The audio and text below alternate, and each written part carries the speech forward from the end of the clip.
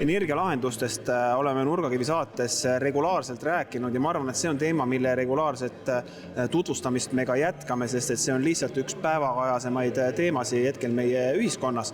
Oleme Energiakaubamaja messistendis ja räägime nii Energiakaubamaja kui ka kilovati spetsialistidega.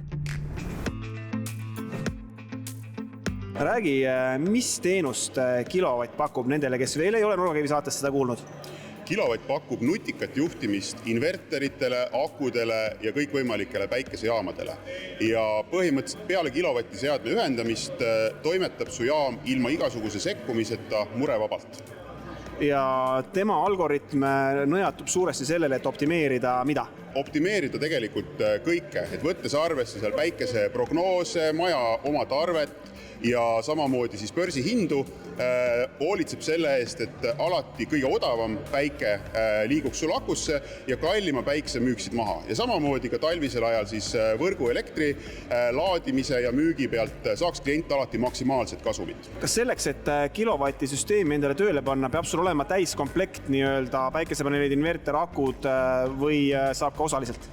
Saab ka osaliselt, et miinimum kindlasti on see, et peab olema olemas meil inverter ja paneelid või inverter ja aku. Ideaal on alati see, et meil on olemas täiskomplekt, meil on olemas siis inverter, aku ja paneelid. Ja oleme pikalt toimetanud juba sagedusturul akudega, et nüüd uudisena on meil tegelikult klientidele välja tuua ka selline info, et toimetame alates aprillikuust ka päikesepaneelidega ilma akuta sagedusturul. Ja mis see tähendab? Tähendab seda, et sel hetkel, kui Eleringil läheb võrgusagedus üles, lükkab Elering automaatselt kliendil päikesepaneelid välja ja klient teenib selle pealt tulu.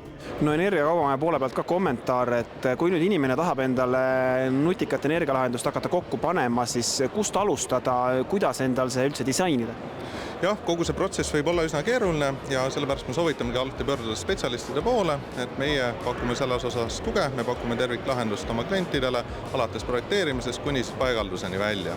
Süsteemi disainime vastavalt kliendi vajadustele, ehk siis iga klient on meil erinev, tema tarbimine on erinev, tema soovid on erinevad. Kui me räägime sellisest keskmisest elumajast, kas siin võiks olla nagu mingisugused rusikareeglid, et mis üldjuhul nagu paika peavad? Selline keskmine lahendus on tüüpiline 15 kilovatti inverter, müügivõimsusega ja kusagil 30-40 kilovatt-tundi akulahendust sinna juurde. Tihtipeale me enam ei soovitagi neid paneele nii väga palju üledimensioneerida, vaid panna pigem tagasihoidlikult ja keskenduda akudele. Mis see tähendab? Vanasti ikka oli see, et mida rohkem paneele, seda uhkem.